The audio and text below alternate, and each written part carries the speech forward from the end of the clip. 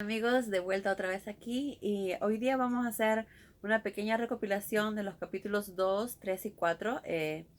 Pero primero vamos a orar para que sea nuestro Padre quien nos guíe en ese entendimiento y en la lectura de su palabra. Si gustan acompañarme, por favor, cerremos nuestros ojos. Gracias, Padre Celestial, por este día. Gracias por tus bendiciones, por tu amor, por tus cuidados.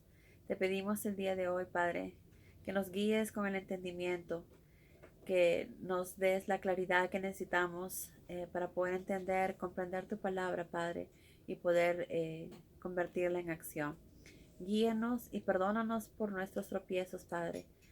Te pedimos todo esto en el nombre de Cristo Jesús, tu Hijo amado. Amén.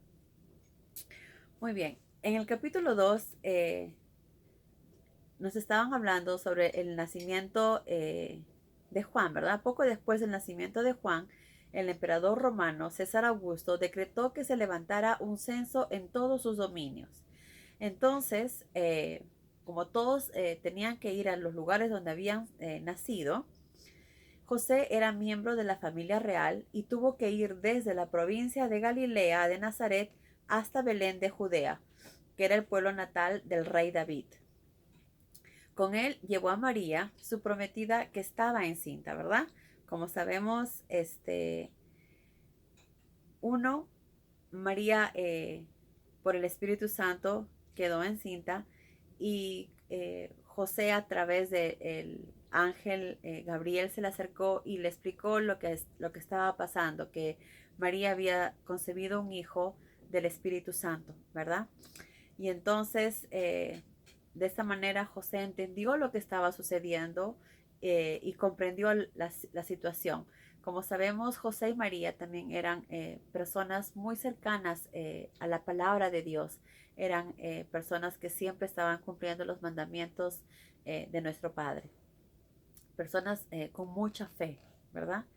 Entonces ellos aceptaron y luego, ya que hubo este censo, tuvieron que viajar hasta Belén. Pero cuando llegaron a Belén, obviamente, como hubo un censo, había mucha gente y todos los sitios donde ellos podían hospedarse estaban ocupados. Entonces no les quedó otra opción que irse a un pesebre, como sabemos, que fue donde nació Jesús. Estando en Belén, se le presentó el alumbramiento y dio a luz a su primer hijo. Lo envolvió en pañales y lo acostó en un pesebre, porque no habían hallado habitación en el mesón del pueblo, ¿verdad? Entonces por la noche, dice, varios pastores velaban su rebaño, cuando de pronto un ángel se les apareció, y la gloria del Señor iluminó el paisaje. Los pastores temblaban de espanto, pero el ángel les dijo: No teman, que he venido a darles noticias que hincharán de gozo el corazón de los hombres. Hoy en el pueblo de Belén ha nacido el Salvador, Cristo, el Señor. Qué maravilloso, ¿verdad? Se ponen ustedes a pensar si hubieran sido ustedes esos pastores que hubieran estado ahí. Qué maravilloso poder ver al ángel, ¿verdad? Y ver toda su gloria. Y no solamente eso, porque luego una inmensa multitud de ángeles entonaron un canto de alabanza. Gloria a Dios en las alturas y paz en la tierra para los que procuran agradarle. Qué maravilloso, ¿verdad? Debe haber sido un espectáculo que nunca han de olvidar, ¿verdad? Muy bien. Luego, pues los pastores buscaron tal y como los ángeles le habían dicho y encontraron a Jesús. Dijeron inmediatamente cuando los ángeles se fueron, dijeron: vamos, vamos, corramos a Belén, corramos a presenciar las maravillas que el Señor nos ha manifestado. Y entonces llegaron al pueblo y ahí encontraron a María y a José. Y estando ahí en un pesebre estaba el recién nacido. Los pastores contaron lo que había sucedido y lo que el ángel les había dicho del niño. José y María quedaron sorprendidos frente a lo que los pastores decían, pero María atesoraba estas cosas en su corazón y muchas veces meditaba en ellas, ¿verdad? Eh, Qué maravilloso poder haber estado ahí, ¿verdad? Poder haber presenciado a Jesús, debe haber sido un momento muy importante y cambiado sus vidas de esos pastores que estaban ahí, ¿verdad? Y de las personas que podían ir a verlo también. Bueno, luego los pastores regresaron y 8 días más tarde, como sabemos, la costumbre de los israelitas, a los 8 días el niño tenía que tener la circuncisión, porque eso representaba el pacto entre Dios y el pueblo de Israel. Luego, cuando se tenía un hijo varón, tenías que ir al templo, que era una forma de purificar a María y también de presentar al niño, si era un varón, hacia el Señor. Entonces, porque era una ley de Dios, que decía así: si el primer hijo de una mujer es varón, deben dedicarlo al Señor Jehová. Y es lo que hacían, ¿verdad? Entonces, ese día fueron al templo y pues fueron varias personas, ¿verdad? Fueron un grupo. Ese mismo día que fueron al templo, se encontraron a Simeón. Simeón era un hombre lleno del Espíritu Santo. Él esperaba que en cualquier momento apareciera el Mesías, porque el Espíritu Santo le había revelado que no moriría hasta que no viera al ungido del Señor.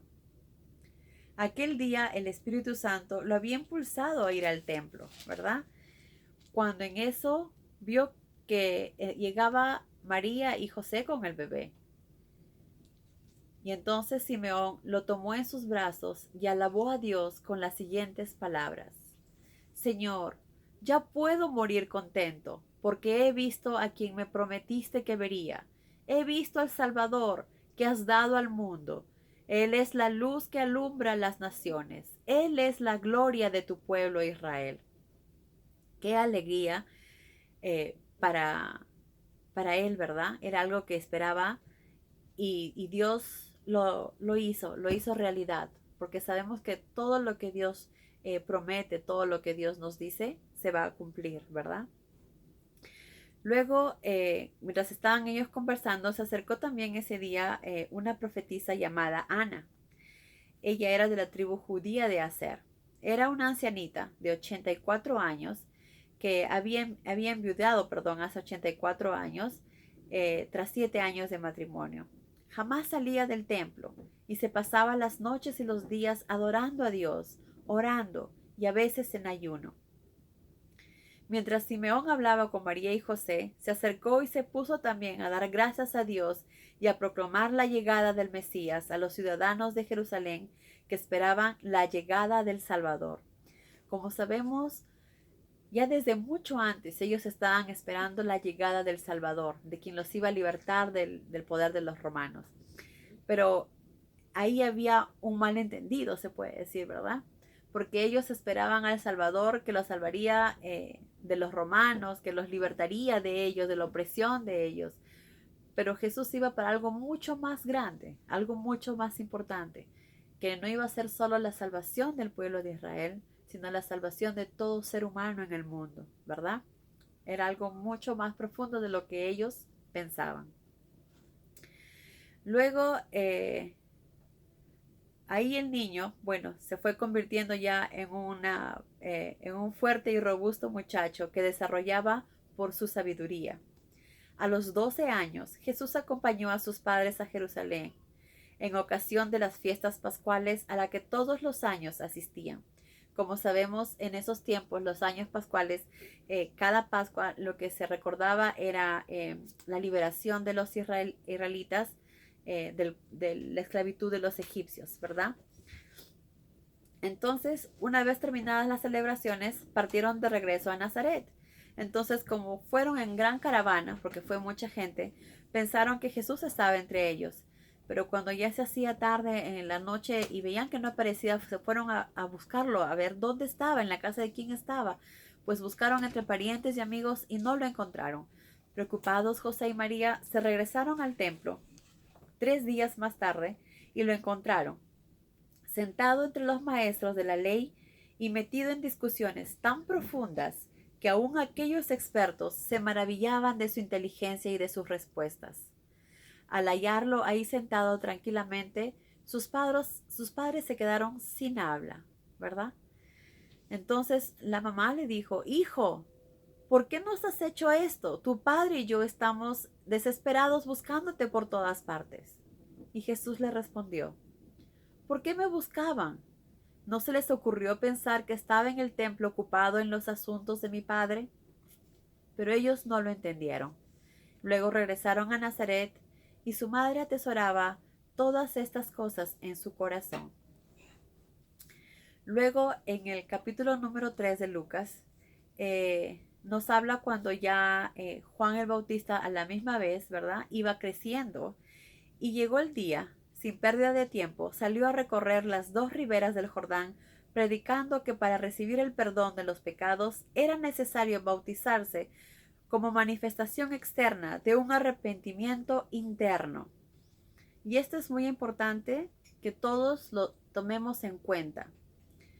Aquí Juan el Bautista nos dice claramente, bautizarse como manifestación externa de un arrepentimiento interno. Entonces, eso es lo importante. De nada vale que hagamos cosas, de nada vale que nos bauticemos 3 o 4 veces, si no existe un arrepentimiento sincero en nosotros, de que queremos cambiar como seres humanos, de que realmente queremos mejorar, que queremos cambiar nuestras vidas, que queremos dejar esa persona con errores, con cosas negativas, con todas las cosas que no nos da bien, botar toda esa personalidad negativa para convertirnos en un mejor ser humano, en una cristiana o en un cristiano que queremos dedicarnos a hacer la voluntad de Dios y no la nuestra, tomar la decisión. Pero primero tenemos, como nos explica aquí Juan el Bautista, arrepentirnos primero, arrepentirnos y entregar nuestra vida a nuestro Padre, ¿verdad? Entonces eso era lo que Juan el Bautista siempre explicaba. Luego nos dice, tal como previamente lo había descrito el profeta Isaías, Juan era una voz que clamaba en el desierto: prepárense para la venida del Señor, rectifiquen sus vidas, derriben las montañas, rellenen los valles, enderecen los caminos torcidos, allanen los surcos. Entonces la humanidad entera verá al Salvador que Dios envió.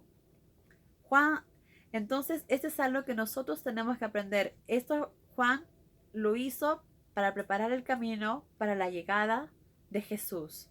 Pero esto también, las palabras de Juan nos ayudan a nosotros el día de hoy a prepararnos para la segunda venida de Jesús, ¿verdad? Todos sabemos que Él va a venir. Entonces tomemos estas palabras como actuales. ¿Qué es lo que tenemos que hacer? Arrepentirnos ahora de nuestros pecados. Ahora que viene Semana Santa es un momento importante de reflexión, pero no es para reflexionar 1, 2, 3 días y el día siguiente volver a hacer lo que siempre hacemos. No, el momento de reflexión es para ver los errores que estamos cometiendo, para que a partir de ese momento comencemos a cambiar, comenzamos a ser mejores seres humanos. No vamos a ser perfectos, porque somos seres imperfectos, pero con la ayuda de nuestro Padre, con la oración y con la decisión que nosotros queremos cambiar, lo podemos hacer. Recordemos que lo que es imposible para nosotros, para nuestro Padre es posible, pero todo está en ti, en que tú desees cambiar. Si nosotros tomamos la decisión de cambiar, eso va a ser posible. Pero esto está en nosotros, en cada uno de nosotros, en lo que deseamos hacer con nuestra vida y en lo que deseamos hacer también hacia los demás, con los demás, ¿verdad? Entonces, estas palabras son importantes para el día de hoy, de que estemos preparados para la segunda venida de Jesús. Entonces Juan se dirigía a las multitudes que iban a bautizarse más o menos en estos términos: hijos de víboras, ¿creen que bautizándose van a escapar de la ira venidera? No. Primero vayan y demuestren en la práctica que se han arrepentido de veras. Y no crean que se van a salvar porque son descendientes de Abraham. Eso no basta. Aún de estas piedras puede Dios hacerle descendientes a Abraham. El hacha del juicio pende sobre ustedes, lista para cortarlos de raíz. Cualquier árbol que no produce buen fruto será cortado y arrojado al fuego. ¿Qué nos quería decir aquí Juan el Bautista? Que Dios nos dio el libre albedrío. Todos tenemos la posibilidad de cambiar y mejorar. Obviamente, ninguno somos perfectos. Todos cometemos errores y hemos cometido quizás pecados graves, difíciles. Pero si nosotros nos arrepentimos de corazón, con un corazón sincero, Dios nos da la oportunidad de mejorar y de cambiar y de ser bautizados ya no solamente con agua, sino con el Espíritu Santo, que es como nos bautiza Jesús. Y luego al decirnos, el hacha del juicio pende sobre ustedes. ¿Qué quiere decir? Que si tú eres un cordero fiel y haces la voluntad de Dios, pues vas a crecer y vas a dar frutos como un árbol grande. Pero si eres un árbol marchito, que no haces nada y que solo quieres hacer tu voluntad o te guías de lo que dice el mundo, de lo que hace el mundo y no de lo que tu padre te dice, ese árbol será cortado porque ya no vale, ya no sirve y se mandará a quemar, ¿verdad? Eso es lo que nos quiere decir. Luego también la gente le preguntaba, ¿y entonces qué quieres que hagamos? Preguntaba a las personas que estaban ahí. Y le decía, Juan el Bautista les decía, si tienes 2 túnicas, dale una a un pobre. Si te sobra la comida, repártela entre los que tienen. ¿Qué quiere decir? Seamos más seres humanos, más sensibles. Pongámonos en los zapatos de la otra persona. Dejémonos de criticar. Ah, se lo habrá buscado, será su problema, qué mal habrá hecho, porque eso. No, como digo, eso no nos toca a nosotros. El juzgar lo hará Jesús. Eso le corresponde a Jesús, no a nosotros. A nosotros nos corresponde servir y ayudar. Porque no nos fijemos en la paja ajena, sino fijémonos en nuestro tronco, ¿verdad? Entonces hay que estar, mientras que hagamos la voluntad y lo que Jesús nos enseña, vamos a tratar de cometer menos errores y ser mejores cristianos, que es lo que Él nos pide. Muy bien, también Jesús nos dice, Juan Bautista también decía, aún los cobradores de impuestos, famosos por lo corruptos que eran, iban a bautizarse y le preguntaban, ¿en qué forma quieres que demostremos que nos hemos apartado del pecado? Y Juan les decía, siendo honrados, no cobren más de lo que el gobierno romano exige. Y si un soldado le preguntaba qué tenía que hacer, Juan les decía, no exijas dinero a la fuerza, no acuses a ningún inocente, y conténtate con lo que recibes de salario. En ese tiempo, todo el mundo esperaba que el Mesías apareciera pronto. Estaban ansiosos por saber si Juan lo era o no. Entonces un día era la pregunta del momento. Y Juan la contestó. Yo bautizo solo con agua, pero pronto vendrá un hombre cuya autoridad es superior a la mía. De tal no soy digno ni de desatarle la correa de su calzado. Él los bautizará con el fuego del Espíritu Santo, y separará la paja del trigo, y quemará la paja en la hoguera eterna, y preservará el grano. Justo de lo que estábamos hablando, ¿verdad? Juan los bautiza con agua, pero luego vendrá uno que los bautizará con el Espíritu Santo. Claramente les estaba diciendo que él no era, que recién iba a llegar, del cual él no era digno ni siquiera de atarle el zapato, ¿verdad? Y también dice que él será el que separará la paja del trigo y quemará la paja en la hoguera eterna. Quiere decir que es el que va a ser el que va a juzgar y separar a los buenos de los malos, según sus acciones. También solía usar exhortaciones como estas para anunciar las buenas nuevas al pueblo.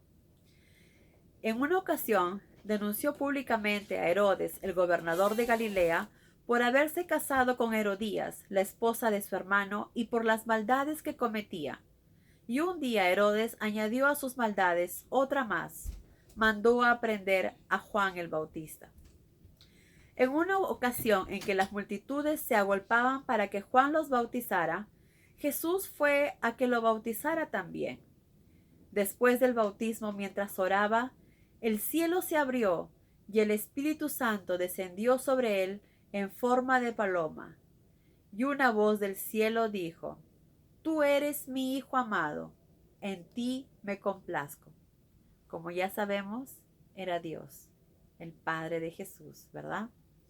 Jesús tenía 30 años de edad cuando comenzó su ministerio público. Muy bien, ahora en Lucas capítulo 4, después de que Jesús fue bautizado, guiado por el Espíritu Santo, salió del Jordán y se fue hacia el desierto de Judea, donde Satanás lo estuvo tentando 40 días. Aquellos 40 días Jesús estaba sin alimento.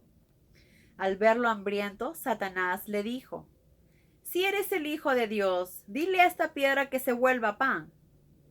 Escrito está, dijo Jesús, en la vida hay algo más importante que el pan: obedecer la palabra de Dios. Entonces Satanás lo llevó hasta cierta altura, donde le pudo mostrar en un momento todos los reinos del mundo. Esos espléndidos reinos que ves allá abajo son míos y puedo dárselos a quien quiera, le dijo el diablo.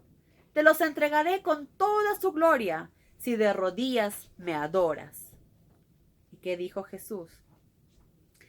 Satanás, déjame tranquilo.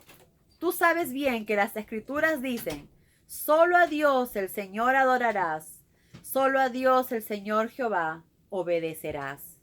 Entonces Satanás se lo llevó al pináculo del templo y le dijo: Si eres el Hijo de Dios, salta desde aquí. Las Escrituras dicen que Dios enviará a sus ángeles a cuidarte para que no te destroces contra las rocas. Pero se te olvida que las Escrituras dicen: no pongas a prueba a Dios innecesariamente. Al oír aquella respuesta de Jesús, el diablo dejó de tentarlo y se alejó de él un tiempo. En este periodo, Jesús, como sabemos, es el Hijo de Dios y es un ser perfecto, ¿verdad? Era un humano perfecto. Satanás vio las 1001 formas de tentar a Jesús, pero él se mantuvo siempre firme, siempre fuerte. ¿Y en qué se basaba siempre Jesús? En las enseñanzas de su Padre. Las Escrituras dicen, mi Padre dice, siempre se basaba en eso. Y eso nos enseña también a nosotros, cada vez que nos veamos tentados, ser primero fuertes. Y segundo, antes de hacer algo, antes de tomar alguna decisión, antes de hacer alguna acción, primero pensar, ¿qué dice mi Padre? ¿Qué piensa mi Padre? ¿Qué dice la Biblia? ¿Qué dicen las Escrituras? ¿Verdad? Entonces, de esa manera nos vamos a guiar y tratar de ser mejores. Si pensamos como los demás piensan, si hacemos las cosas como nosotros creemos, pues muchas veces vamos a cometer errores porque nosotros somos seres imperfectos y cometemos errores. Pero si nuestras acciones las basamos en ¿qué dice la palabra? Entonces serán mejores, serán más cerca a lo que nuestro Padre nos pide que hagamos. Entonces, de ahí la importancia de que cuando nos veamos tentados, seamos fuertes y primero pensemos, no actuemos por instinto, sino pensemos si está bien, si debemos hacerlo o no, si es importante que lo hagamos o no, si está Jesús a nuestro lado, ¿qué nos diría? Vamos a ver qué dice la palabra al respecto. Por ejemplo, en la actualidad, nosotros sabemos que en la Biblia está escrito que no existe ningún rey, ningún príncipe, ningún gobernante, ningún presidente que no esté donde debe estar si no ha sido puesto por nuestro Padre. Jehová puso a todas las personas donde deben estar. Y también en su palabra Dios nos dice que tenemos que obedecer a los gobernantes, que tenemos que gobernar a los reyes, que tenemos que obedecer las leyes y las normas de donde vivimos. Eso nos dice Él. Entonces no está en nuestra decisión en hacer las cosas a nuestra manera, sino guiarnos de lo que nuestro Padre nos dice. Y de esa manera también nos cuidamos ahora. Por ejemplo, ahora con lo que tenemos el problema del coronavirus. Nos dicen que no salgamos, que nos protejamos, que nos lavemos. Entonces, al obedecer, nos estamos cuidando también a nosotros mismos. Y también estamos cuidando a nuestros seres queridos, a nuestra familia y también sobre todo a las personas, a nuestro prójimo, que es como En la Biblia también nos dice, nuestro Padre también nos dice que tenemos que cuidarlos y proteger también a los otros, ¿verdad?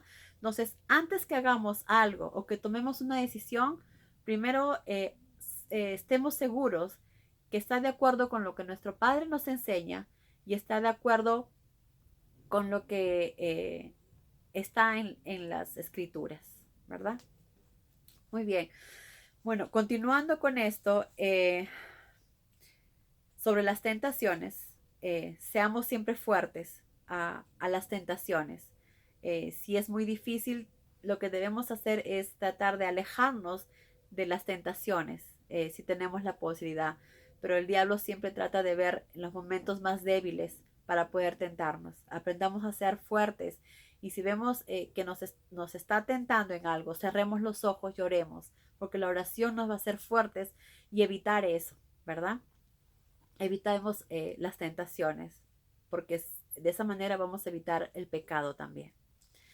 Muy bien, después que pasó todo esto que debe haber sido bastante difícil para Jesús, regresó a Galilea lleno del poder del Espíritu Santo y pronto adquirió fama en la región. Solía enseñar en las sinagogas y a todo el mundo le gustaban mucho los sermones que él daba. Cuando visitó Nazaret, el pueblo de su infancia, un día de reposo se paró a leer las Escrituras. Le entregaron el libro del profeta Isaías y lo abrió en aquel pasaje que dice: El Espíritu del Señor está sobre mí. Me ha ungido para dar buenas noticias a los pobres y me ha enviado a sanar a los quebrantados de corazón y a proclamar que los ciegos recuperaran la vista, que los oprimidos quedaran libres de sus opresores, y que ha llegado el momento en que Dios está enteramente dispuesto a bendecir a los que lo buscan. Cerró el libro, se le entregó al encargado y se sentó. Los ojos de la congregación entera estaban fijos en él. Esta escritura acaba de cumplirse, dijo. Entonces los presentes hablaban bien de él y estaban sorprendidos con las bellas palabras que brotaban de sus labios. Caramba, dijo, ¿no es este el hijo de José? El hijo, el hijo de María y de sus hermanos que viven acá en el pueblo. Entonces Jesús dijo: probablemente estén pensando en el refrán que dice: médico, cúrate a ti mismo. Es decir, ¿por qué no haces aquí en tu pueblo los milagros que hiciste en Capernaum? Pero les voy a decir la verdad. A ningún profeta lo aceptan en su propio pueblo.